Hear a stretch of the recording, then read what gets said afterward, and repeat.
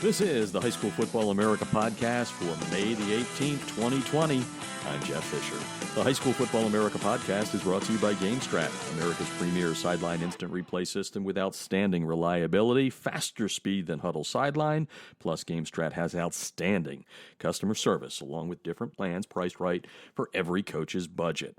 And listen up right now, GameStrat is offering a discount of up to $200, which means it's cheaper than Huddle Sideline, plus GameStrat is making it risk-free. What does that mean? If you switch right now, and if there isn't a 2020 season, your money will roll right into 2021. No risk. You can't beat that. But you have to act by June the 30th. To get a demo, go to GameStrat.com or click on the GameStrat banner ad located on every page of HighSchoolFootballAmerica.com.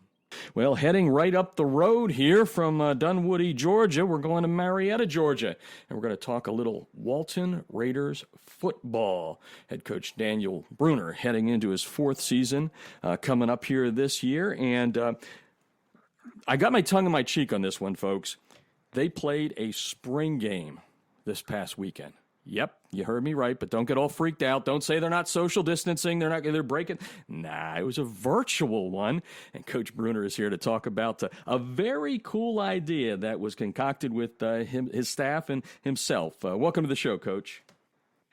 Oh, thanks so much for having me. I'm excited to talk a little bit of football. You know, being locked down, I'm excited to get out and speak about our season and what we're looking forward to this year. Yeah, and that's what we've been trying to do here all along, take everybody's mind off what's going on. So I loved it when you hit me up on Twitter, with your spring game, your blue and white game there, and I was like, what the? And then I find out it's virtual, so I probably can't do it justice. Take the listeners through exactly what happened and how you literally played a spring game virtually. You know, it was really, I got to thank my coaching staff. I've got a lot of great guys around me and had to lean on some of my younger coaches to help me. But in our last staff meeting, you know, we kind of talked about what we wanted to do this past week. It was supposed to be our spring game.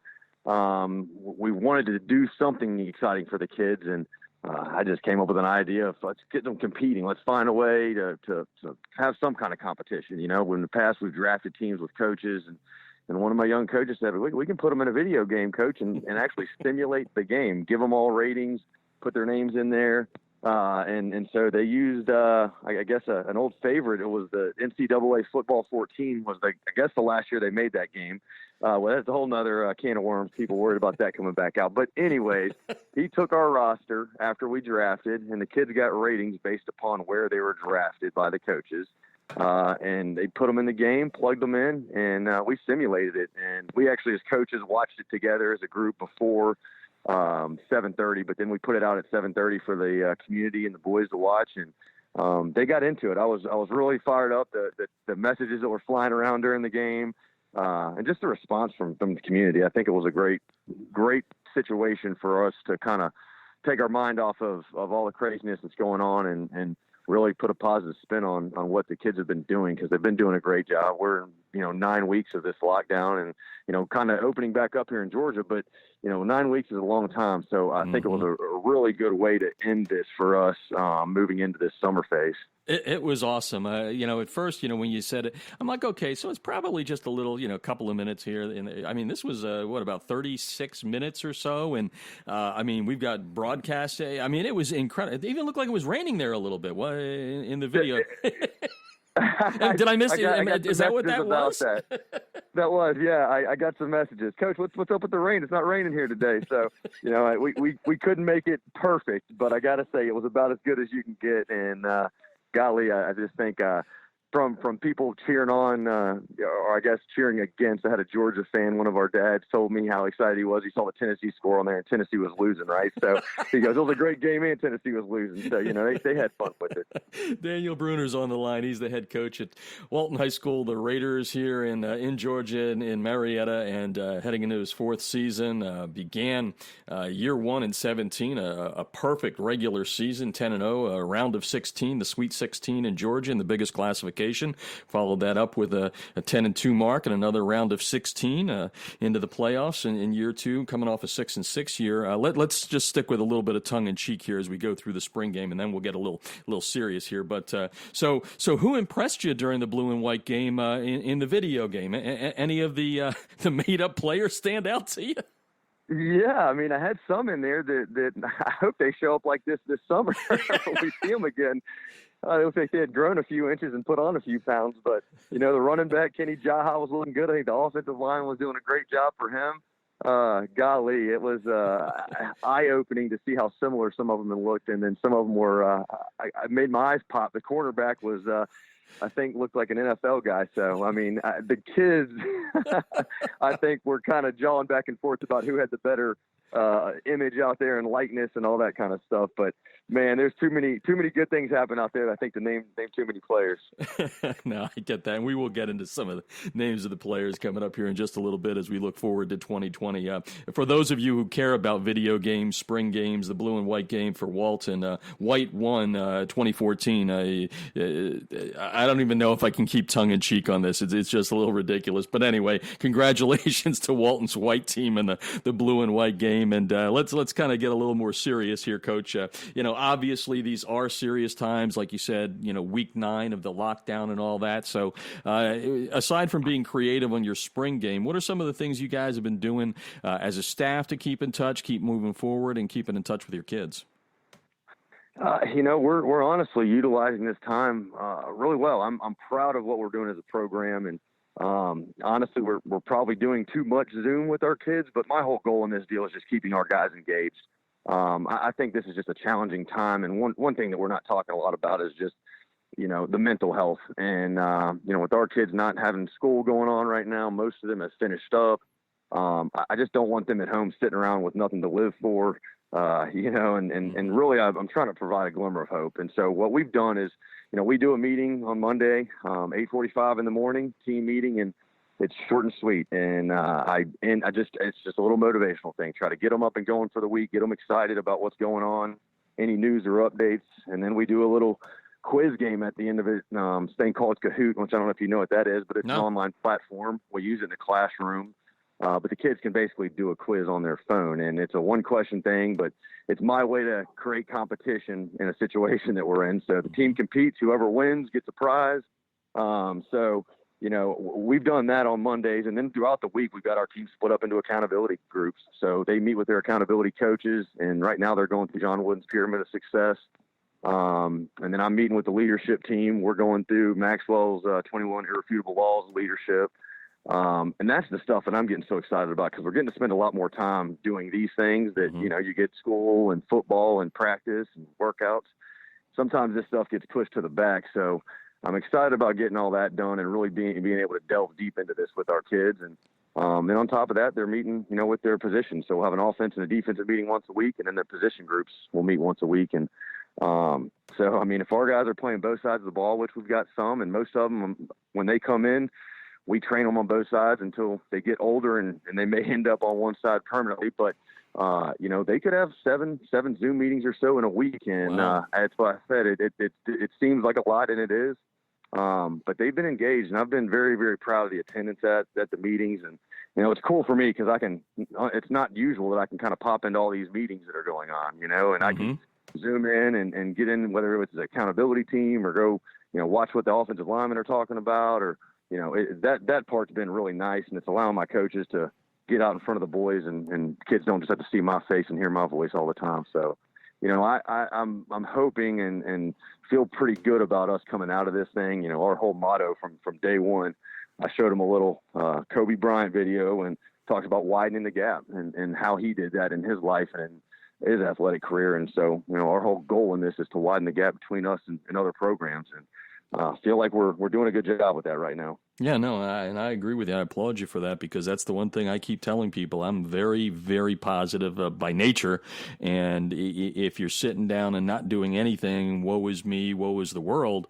Eventually this is going to end, folks. And like you said, you can put that program a little bit further ahead, just like I'm doing with High School Football America. So congrats on that. Daniel Brunner on the line, the head coach at Walton High School here in Georgia, in Marietta, Georgia, talking about a little bit of what's going on during COVID-19, and obviously no grass growing there for you guys. As I've been doing this over the last 2 months, I've kind of got a couple of stock questions that they ask about this, and it's not to kind of lament where we are right now, but it's just to kind of figure out where the growth is, kind of like what you're talking about there by teaching kids about Wooden's pyramid and all that. So my question is not an X and O question. It's about you. You're the head coach of this program and all that. What have you learned about yourself during this time? And again, it doesn't necessarily have to be football. I know you're doing a lot with that, but have you learned anything about yourself? Yeah, I think, I consider myself a pretty disciplined person. I get up early and workouts in the mornings. Typically during school, I'm doing that before the kids even get in. And, they give me a hard time about being up so early all the time. And just that discipline piece, I think that's been a challenge. And I think a lot of people can probably attest to this, being on this, different kind of schedule, continuing to maintain discipline with whether it's your eating habits, your workout routines, just your daily routines of handling your business and your affairs. I just think it's why we need structure. And I see it with my kids and I got a 5 and a 7-year-old, and golly, man, they need some structure outside of what me and my wife can provide here. And so for me, I think that's what I've seen for myself, my family. I think we kind of need a little bit more structure. I think society, like you said, you worry about some of these, people coming out of this, that have been sitting around, and it's hard to get cranked back up. And I'm big on momentum, man. And that's what we're trying to build momentum with us. And I'm going to be quite honest with you. Some of the stuff we're doing football wise is for the kids for sure. But part of it's for me and my staff to make sure we're staying engaged in what's going on. So I'd say that's probably been the biggest eye-opening thing for me is how much I rely on structure in my life, and this has definitely been a challenge to that. Let's probably the biggest thing that we're getting is, and I put it out I think now a week and a half ago, where Indiana made the announcement, the Indiana High School Athletic Association, that barring any change at the upper level, meaning at the governor level, if nothing changes, school sponsored activities will begin on July 1, which means, the coaches, the football coaches, and all the fall sports, they can start working at, with their athletes again. And then Louisiana, I know they're getting closer. They maybe pushed it back to June 8th. So everybody's watching other states, right, which is kind of interesting. And as soon as somebody moves in a positive direction, everybody keeps hitting up their own athletic association. So I was just curious if you could take a little bit of time here. And as you know it right now, and I know it's all, very changing, very fluid, what's the latest here in Georgia as far as what may happen and what can happen as we move closer to the end of the school year and then pushing it into really where we're looking at 2020? So as of right now, I mean, there were some press releases that went out that didn't come from the GHSA that kind of had some plans. Right now, the GHSA has not announced anything as far as dates or a plan to return to play. But kind of like you said, I think what you're going to see here is states kind of watching other states to see what they need to do moving forward. I think the big thing with the GHSA, with Georgia kind of being ahead of the curve, opening things up, they're kind of seeing where numbers are going and feeling more comfortable, I think, with moving forward is my hope. And as of right now, what we've done is the Football Coach Association in Georgia, I'm fortunate to sit on the board with that. And we've been meeting, once a week just to kind of discuss, all the different challenges that all over the state we're going to have as far as when we do return and how do we return safely. And so, I've gone through the literature of the NSCA, and they've kind of got a protocol to return from inactivity, which is almost what you have to assume at this point, that the kids are coming back from inactivity. And, that return to play protocol would look like in week 1, you reduce your load by 50%, the next week 30%, the next week 20%, the fourth week to reduce it to 10%, and then in the 5th week you're back at full go. So that's what my program's going to put in place when we do get to return. That's kind of how our structure is going to look. But we're just hoping that we get a date, so we can get that plan out there and get rolling. And I do got to say, I applaud the GHSA and not, rushing to any kind of judgment or making any kind of statement and without, letting some time pass and doing their homework. I think they're trying to be as diligent as they can with their, research and making sure they put the best plan forward. And really, like you said, I think most states are going to try to put it as go by the white books, go by the guidelines that are in place. So as long as things don't trend in a bad direction. So that's really my hope, and I wish I had a better answer as far as when we're looking to get back. But it's good. It's hope it's soon. Yeah, it's good intel because, like I said, we have so many coaches that listen to this podcast. To get intel from various ones around the country are important. I mean, I was tweeting yesterday on my personal account. Yesterday was really the first day that we were out and about and moving around, kind of as normal as you can be, right? And I felt good about things here in Georgia. It felt very, very normal. I mean, certainly, seeing people in masks and all that was a little bit different and all that, but it'll be interesting to see how this evolves. And one of the other stock questions before we turn the attention to 2020 and get some of the kids in here by name that I've been asking everybody is, because you've got kids from both ends of the spectrum, right? You've got kids that are waiting to go out there like a caged tiger, right? Let's get back to football. Let's get back to normalcy. Then you're going to have some kids in that first meeting that you guys have when you all get back together that maybe has been watching a lot of the news and maybe a little bit scared, right, of contact and what it is. So I'm not asking you to talk about COVID. I'm actually, because let's face it, how much of what you do when you finally get the kids together is about motivation. You talked about that, right? Everything you're teaching them. Have you thought about that first conversation when you're all together and you have those kids across that spectrum, what the message is? Obviously it's safety first, but it's a question I've asked, and we've gotten some interesting answers from coaches, so I just want to see what your thoughts are on that. I haven't put a lot of thought into that, to be quite honest with you. I think for me, just off the top of my head, I think it's really going to help us out, with the cleanliness and trying to make sure that we're not getting MRSA or any of that kind of stuff spreading around locker rooms. I think people are going to be a lot more attentive to cleanliness, to washing their hands, to making sure we're keeping space in certain situations. The sanitation of the locker rooms. I think there's going to be protocols that are going to be put in place where things do. I mean, I think we're going to see some good positives of this as far as keeping our kids healthier.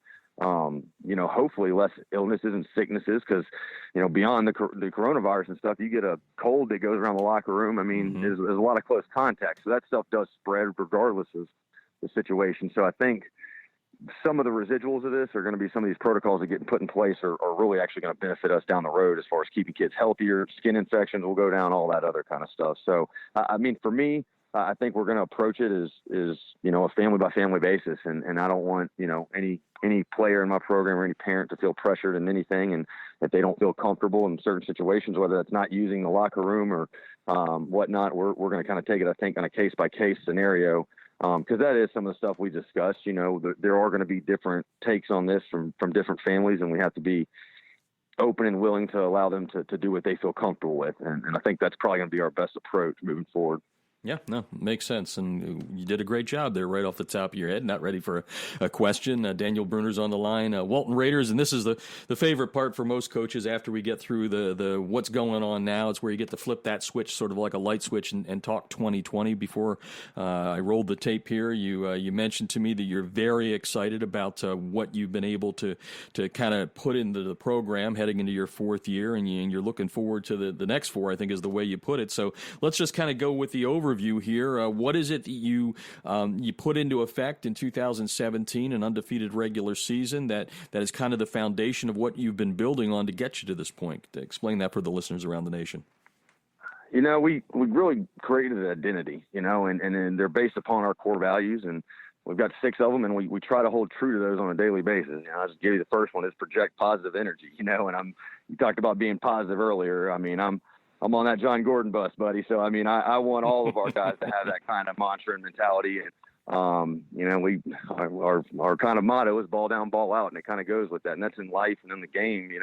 We don't care where the ball is put down. We don't care what the situation is. It may be raining like it was in the spring game. Our job is when the ball is put down, we're going to go ball out. And I want them to have that mentality in life, and same thing in the classroom. You know what I mean? You got a bad teacher that you don't agree with or whatever. Well, the ball is put down and it's your time to ball out in the classroom. And that means you got to prepare and you got to do all the things right to get there. So, those things have kind of cemented who we are. I'm very proud of what my coaches have done, man. They've gotten to the Sweet 16 3 years in a row. And that's kind of where we see our standard now. We want the standard to be at minimum. That's where we're making it. And we're trying to get to the state championship. And we're really just trying to stay process focused and stay within our boundaries, our core values of what we do, and don't get outside of the framework of who we are and adjust according to our personnel. And that's what I'm so happy about and looking forward to this year is we're putting in a depth chart together, and we've got so many guys and so much competition really at every position group. And for us, that's not been the case the last 3 years. And some injuries have caused us to have some dips and some ups. That's just the nature of high school football. So having more depth coming into this year, man, has got me really, really excited about, what we're going to be able to do from a competition standpoint on a daily basis, but also longevity and making that long run.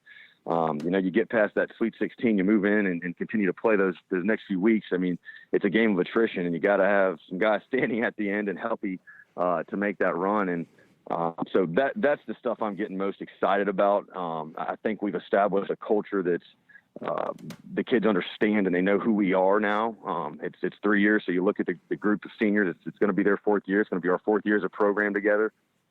So it's our program now. We are exactly who we've built at this point is the kind of the way I look at it. So, you either coaching it or allowing it to happen and is one of the things we talk about too with coaches. And right now I'm proud of what product is out there right now as Walton football. Daniel Brunner on the line, the head coach at Walton High School here in Georgia, Marietta, Georgia. And again, tongue back in the cheek. You came out of the spring game very healthy, right? No injuries during the video virtual game, right? I'd say it was the healthiest we've ever come out of a spring game, and that was probably what I was most excited about. We're going to get some of the kids in by name here in just a second, but one other thing, I'm going to have you kind of put on your ambassador hat, or we'll call it an ambassador hat, to kind of talk about things. And over the last 2 years since I moved back to Georgia, I have been extremely impressed with the quality of play at all levels. I mean, right on from 1A up through 7A, you guys are in the biggest classification. Be an ambassador a little bit for the state here, because I'll tell you what, 7A in Georgia will rank up there against anybody, whether it's the Trinity League out in Southern California, Northern New Jersey, Texas, you name it. Tell the listeners around the nation to make it to 3 Sweet 16s ain't bad in that classification.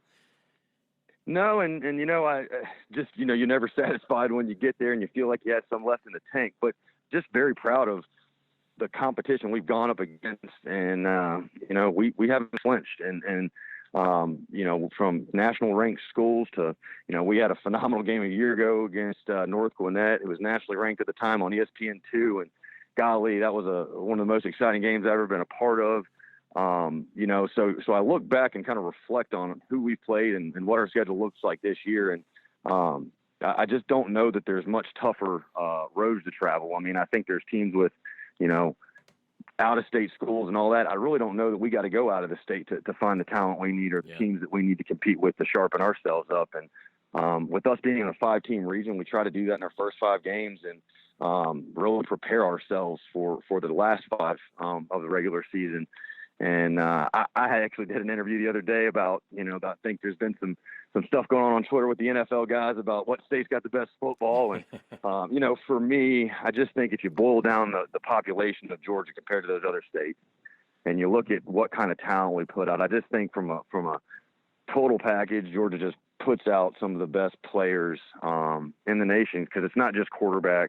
I mean, you can look at Deshaun Watson, Trevor Lawrence. I mean, the list goes on there. But they got the linemen, they've got the speed, they've got, I think it's just kind of a total package. Coaches from all around the nation come to Atlanta, come to Georgia to recruit every type of kid.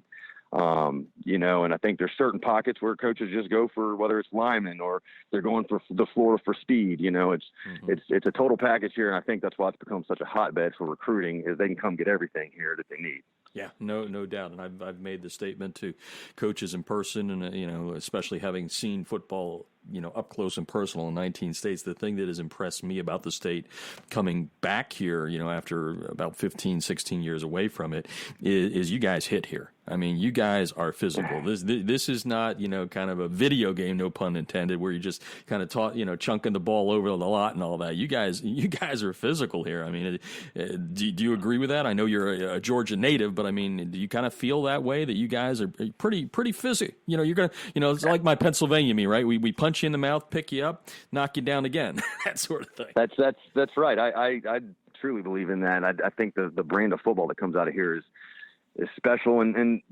it's because I think the coaches. I mean, I think Georgia's got some of the best coaches in the nation in the high school ranks, man. And it's been you just watch how many coaches every year come to this place from other states. You know what I mean? And they're coaches with all kinds of wins and all kinds of records, and they're coming here for a reason. So you add that to the mix to what's already been cultivating here for years with these coaches. And for me, I know where I'm at because I've had great mentors, man. And certain businesses, certain industries, people are going to be guarded and not want to help you out. And I can't speak enough to all the coaches who have helped me out to get to where I'm at. And pinching myself every day that I'm sitting in the seat I'm in. But, it's really due to the fact that I had people mentoring me. And that's what I think has happened here in Georgia. When our kids go and they play in college, they're ready to go from the jump. And it's whether it's a strength and conditioning standpoint or a understanding schemes, they get there and they're ready to go.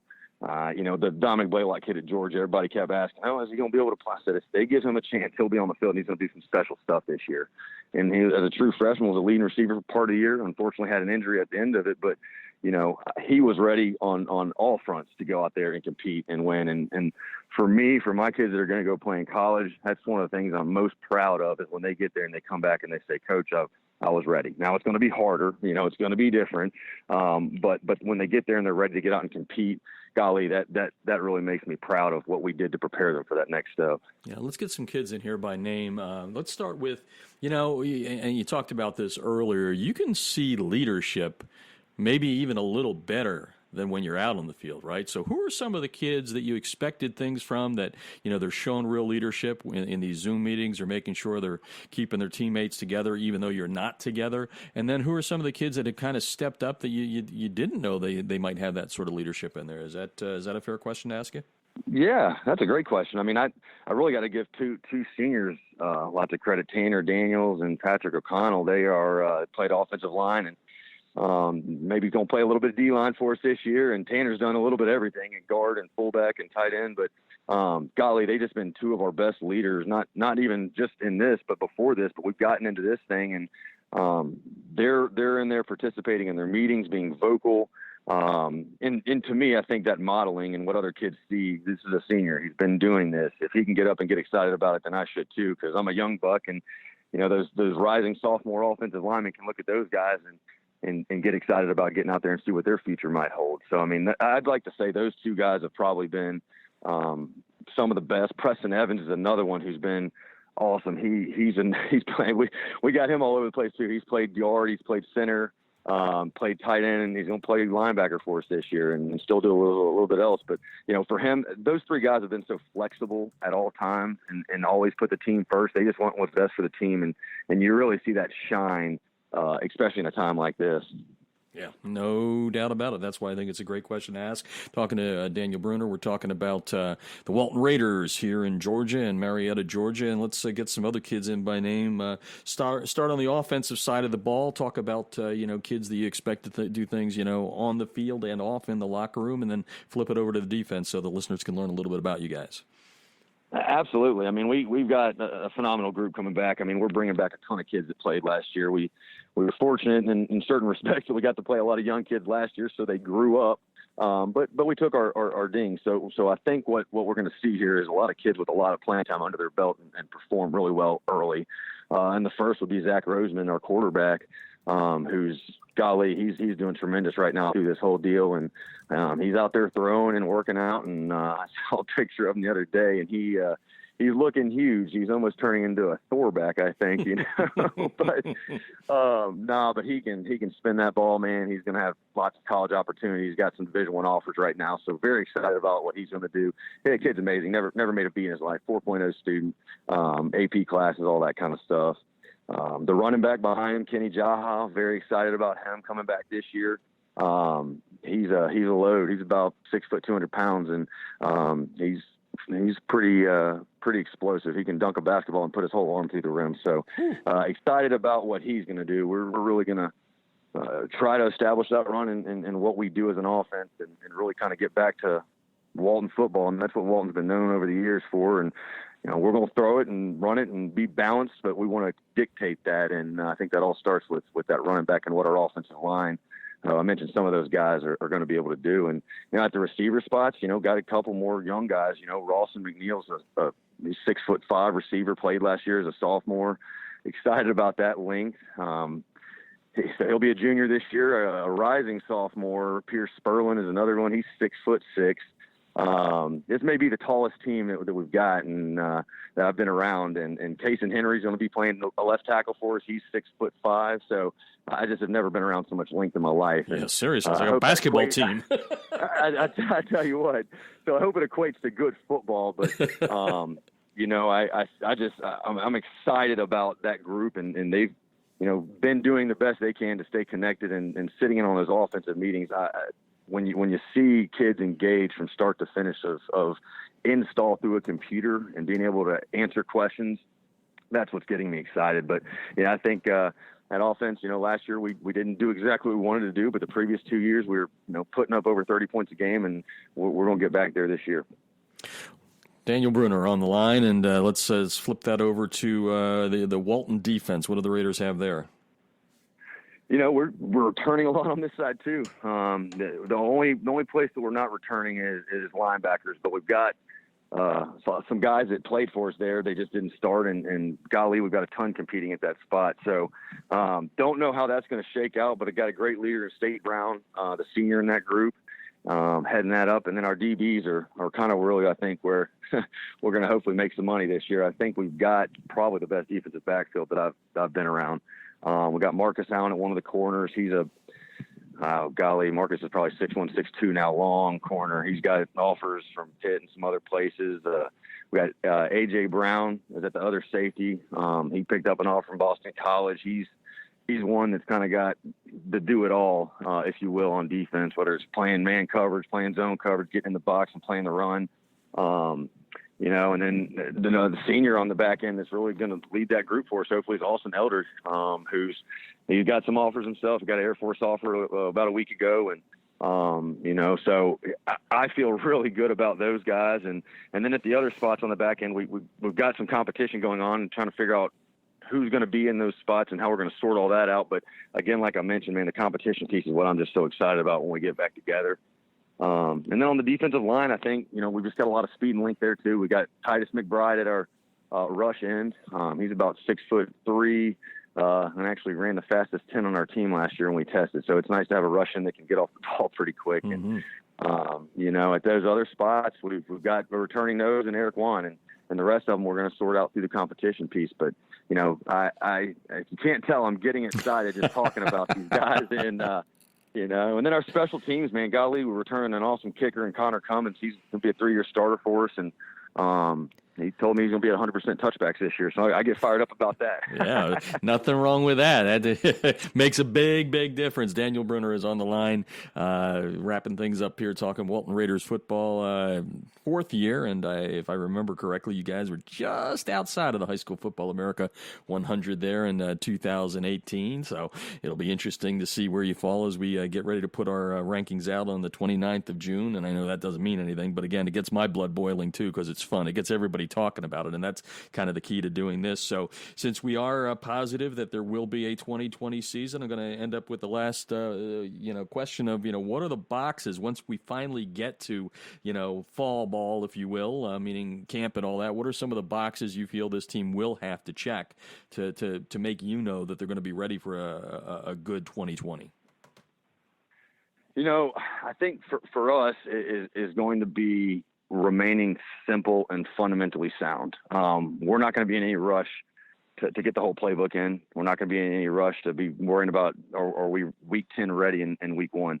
I think the mistake may be made by some coaches, and I hope this is the case for us that we don't do this, but I think the mistake may be made of people trying to get too much out there and rushing to get everything in that you would normally have at this point. And and right now we'd kind of be getting on step 5 and moving into summer, and then hopefully you get to step 10 by game 1, right? Well, I think everybody's got to look at things and say we're on step 1 now, so we really need to reduce how we're giving this information to our kids, how we're conditioning our kids, and for me, I think the teams that are going to be most successful coming out of this thing are going to be the ones that are the most fundamentally sound and the best conditioned. And, for us, those are the things we're going to focus on going into this with our kids, and they're going to understand that. And then we're going to probably play more kids than we do early in the season.